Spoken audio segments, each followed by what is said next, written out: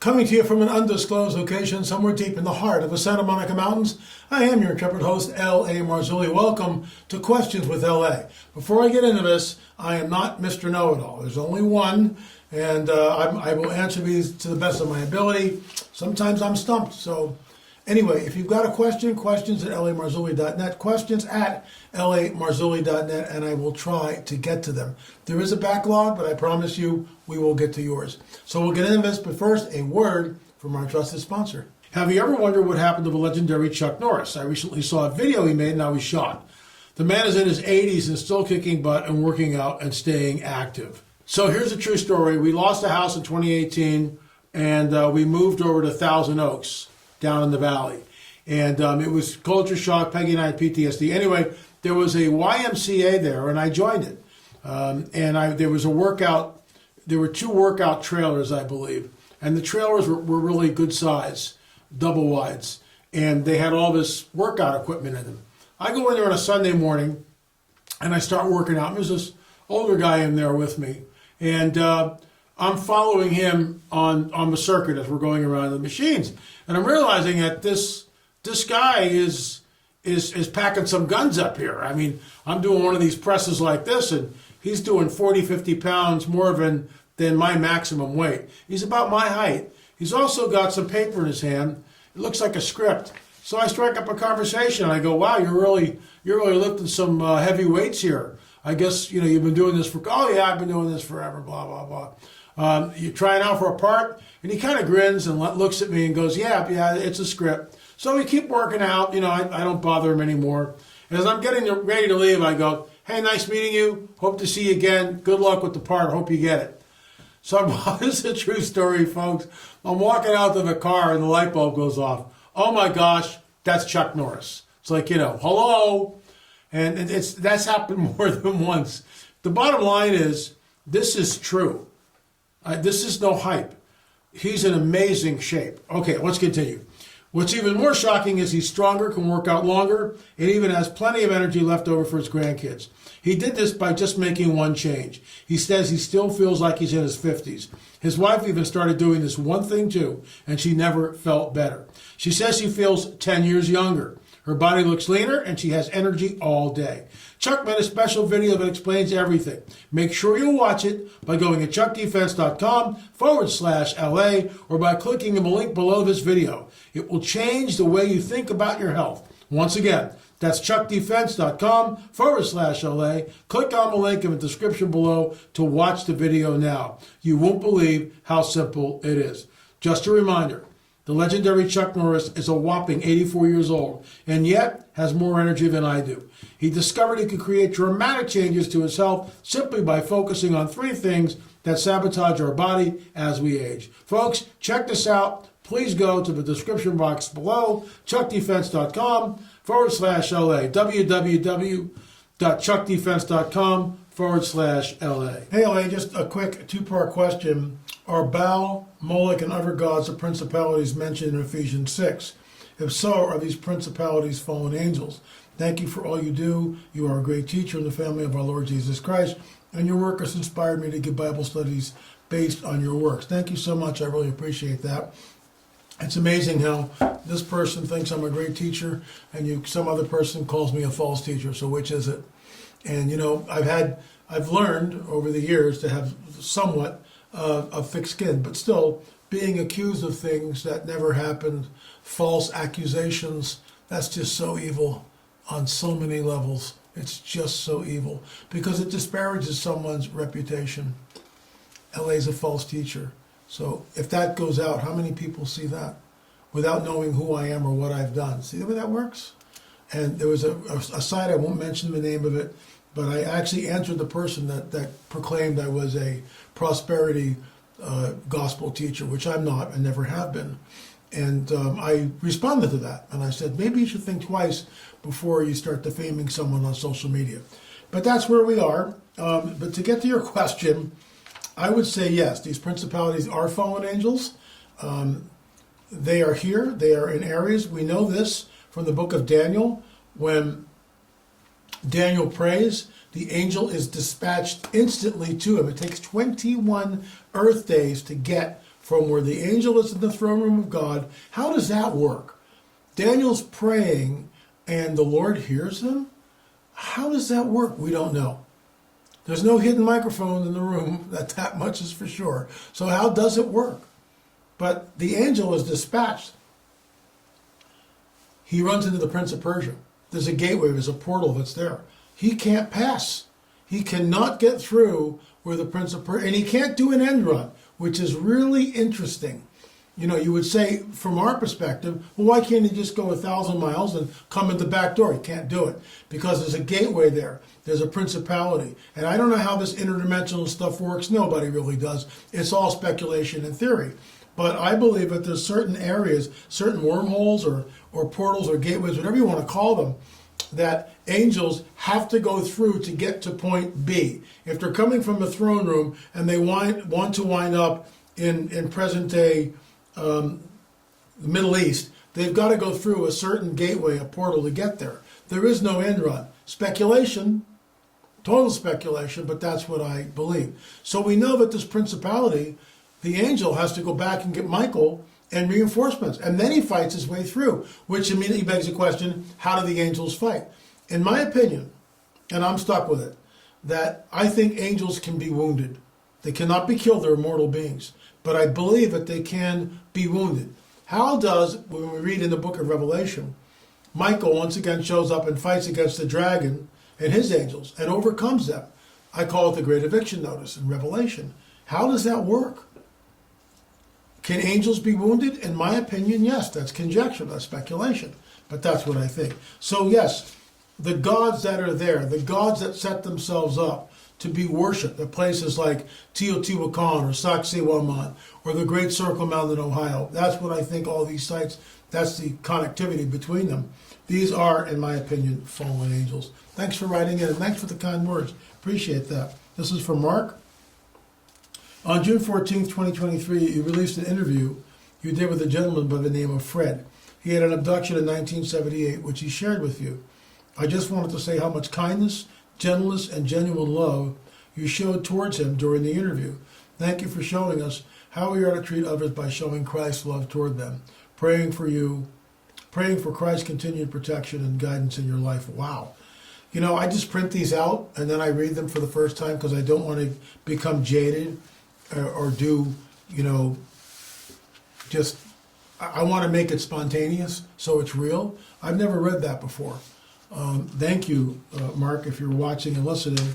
That kind of blows me away. You know, in my flesh, there is no good thing. I'll say it again. Some people have problems with that. In my flesh is no good thing. I raise my hand. But anything that I am is because of what he has taught me. The Spirit of a living God in my life and showing me things. Now, there's something he led me recently in. We've heard this before. I'm required to love you, but not necessarily to like you. There are people, LA doesn't like certain people. Yeah, there's people here that I don't like, but I have to love them. What's the differentiation? I love them with the Lord. I might not like the way they look or they dress or they act, or maybe they're boisterous or loud or full of themselves. I don't like that. But I can see that they are made in the image and likeness of God, and I can love them. And anyway, I'm kind of blown away by that, Mark. Thank you so much for the kind words. This is from Melinda. Hello, LA. I love you and your shows. Thank you. Appreciate it. I watch all of your shows faithfully because you have the best news out there, and I can trust you. Wow. I'm blown away. Steve Quayle says the third secret of Fatima has been revealed by the Vatican. What has been said? Well, Steve and I will have to agree as gentlemen and brothers of the Lord to disagree. Yes, it was revealed. Yes, I agree with Steve. It was revealed by the Vatican. But here's where Steve and I and other researchers differ. There was no third secret. That's a construct that comes after 1917. This is a very long, involved conversation. So Lucia, Francisco, and Jacinta are 10, 9, and 7. Lucia is the oldest. Jacinta's the youngest at 7. Francisco's 9. There are no secrets. Everything is, this is why our films on Fatima, and you can watch them by going to streaming.lamarzulli.net, Harbingers of Deception and Strange Phenomena. We did a deep dive on this. We talked to people that had access to the handwritten notes by Father Figueroa, who was the parish priest in 1917. He talked to the witnesses. There are no secrets. They're just not there. This is a construct that happens years later after Lucia turns 18 and she goes to a convent, and that's where all of a sudden we start to get these secrets. The Vatican did publish The Secret. Do I believe it came from Lucia? Yes and no. Did it happen in 1917? In my opinion, absolutely not. Absolutely not. The whole construct about Russia and the Immaculate Heart and all this stuff is a construct. It's done after the event. People who were there in the field on October 13th, 1917, looked up and said this. I looked up and saw a dull silver disc. What does that sound like to you? How about right there? That's exactly what they saw. They saw a UFO, in my opinion. And how many reports do we have to get, eyewitness testimonies from the people who were there? I looked up and saw a spinning disc throwing out colors. I mean, it was a UFO event, which is why we call it a harbinger of deception. When you go to Fatima, if you go there, it is major pilgrimage. And that's why in our films, we say this, there's a disclaimer, because we don't disparage people here. We say, millions of people come to Fatima. I'm going to give you kind of a thumbnail. Millions of people come to Fatima every year and worship. Millions of Muslims encircle the Kaaba in Mecca. Millions of Hindus worship at shrines all over India. Millions of Buddhists do the same. People have a right to worship and believe what they want to believe.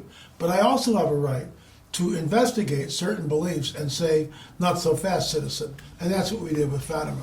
If people want to believe that the apparition was the Virgin Mary, that's fine. Believe what you want to believe.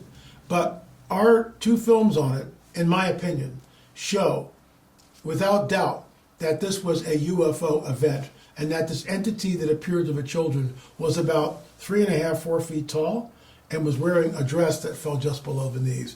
Mary of the Bible would not be seen like this. But it is what it is. Okay. My name is Slade Atkins. I am a 16-year-old. I have heard you on Blurry Creatures. I would love to have a career in historical research, but I don't know how or where to pursue this due to my lack of trust in the collegiate system. I was wondering if you had any recommendation for colleges, degrees, internships, or any general advice or guidance. My parents are aware I have contacted you. Thank you so much for any response. Slade, wow.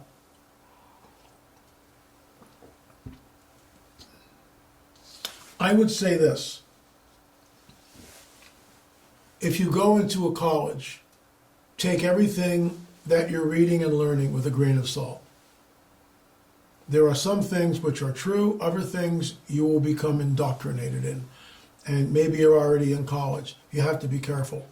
I have friends who, sons and daughters were, steadfast in the Lord. They go to college, they become indoctrinated. Next thing you know, they've completely left their Christian roots. And I've seen this over and over and over again. You're not educated, you're indoctrinated. And most kids are not taught critical thinking and how that works and what that is.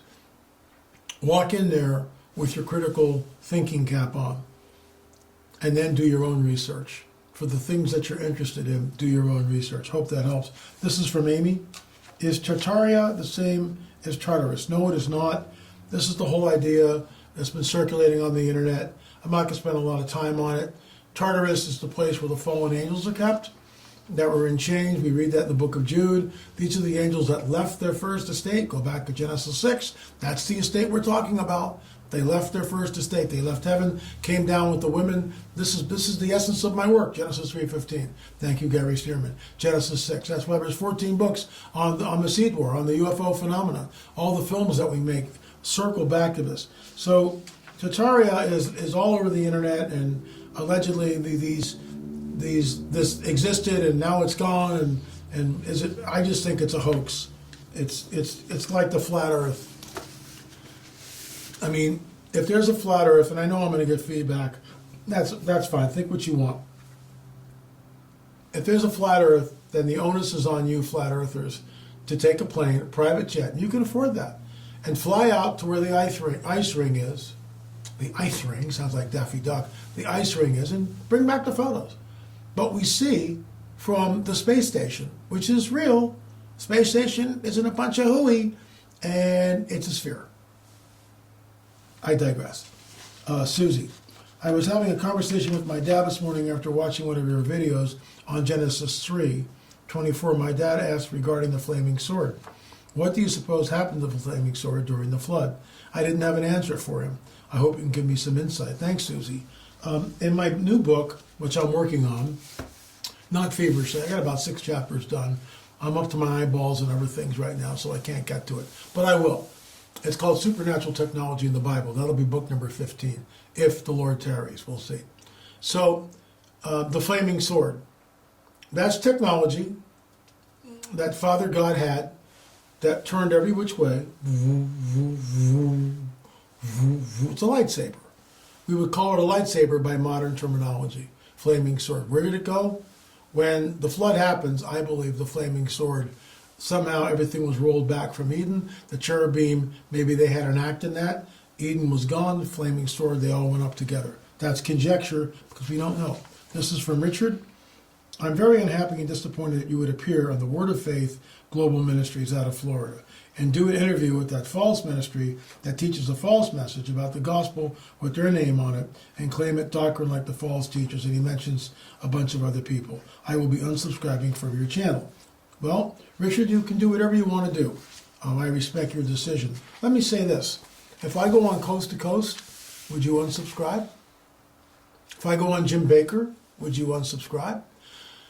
Richard, what you don't understand is I will go anywhere with my message to reach people. I'm on Coast to Coast. I'm on all sorts of secular TV shows and radio shows. Are you going to unsubscribe because I do that? Or is it more important to get the message out? In my opinion, I'm not giving anyone a thumbs up, a 2 thumbs up. If I go on George Norrie's show, Coast to Coast, am I agreeing with everything that George Norrie says? Absolutely not. If I go on Jim Bakker's show, other side of the aisle, am I agreeing with everything that Jim Bakker promulgates? Absolutely not. So it's guilt by association, and I would suggest that you take a second look at that and maybe go before the Lord. But that's between you and him and not me. I'll miss you. That will be the last question. Again, thanks so much for watching. The Christmas store, lamarzulli.com. The Christmas store, lamarzulli.com. Runs of Disclosure flying out. We are in our 3rd printing. It hit #1 when it was first released. Our 10-box UFO set with my business partner Gil Zimmerman and I work feverishly. We are the only Christian ministry on the planet that has 10 films on the UFO phenomena. Close Encounters of the First, Second, Third, Fourth Kind. #4 is on abductions. Karen Wilkinson is the tentpole, the centerpiece for that. 5 is on crop circles, 6 is on cattle mutilation, 7 and 8 are on Roswell, 9 is on what is the truth? Because there are 2 paradigms. Are these really extraterrestrials, or is this the coming great deception? You know what I think. This is the coming great deception. lamarzulli.com. I will be back with another questions with LA sooner than later. Thanks so much for watching.